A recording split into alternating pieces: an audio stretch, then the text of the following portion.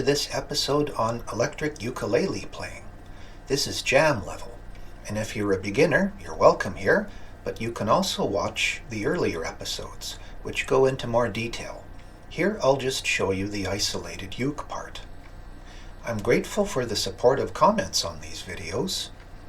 They make up for the random abuse or spam. What I'm always worried about is that I'll get comments like, "You're insulting Zakk Wylde by butchering him on that thing." Honestly, I'm not mocking anyone.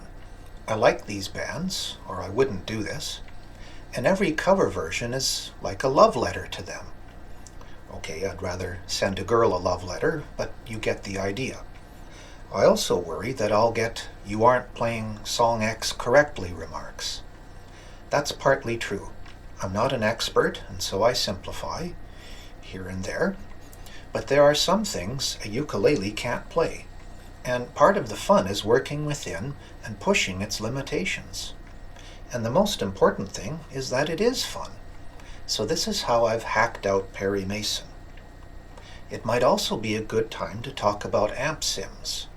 Lately I've been working on coaxing better sounds out of my Zoom G14, and sometimes I get frustrated with only having 5 patches at a time.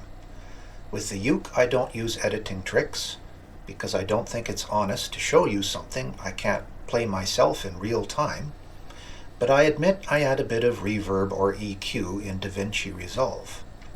The 2 major styles I try to emulate with the Zoom are the brown tone, the tube-driven overdrive of bands like Boston, ZZ Top, or Van Halen, which try to give a warm, earthy sound, thus brown like the ground, or the chug sound of metal, which needs a cold, sharp, V-shaped EQ with tons of bass.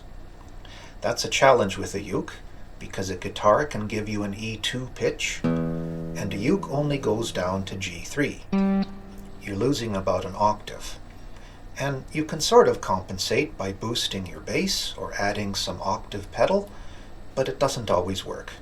I find also that Zoom guitar patches on YouTube need their gain and sustain increased when you convert them, because a uke outputs less volume. At least mine does. Okay, Perry Mason on electric ukulele. Yes, really. We're going to start by doing an E chord and fading it in. Then we do a few strums to begin.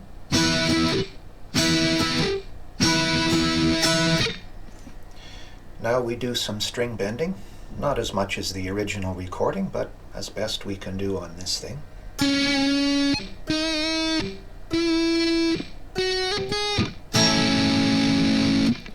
Now a slide down, a B chord. Now this is maybe the tricky part. We're going to do a pinch harmonic. You have to use the tips of your fingers the best you can.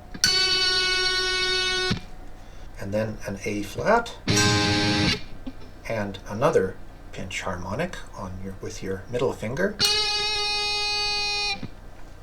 Now the main riff, and we're going to cheat like blazes here because you can't really do power chords that well on a uke. I'm just going to play the bottom 2 strings, and if you hit one of the upper strings once in a while, hopefully the distortion will cover it up.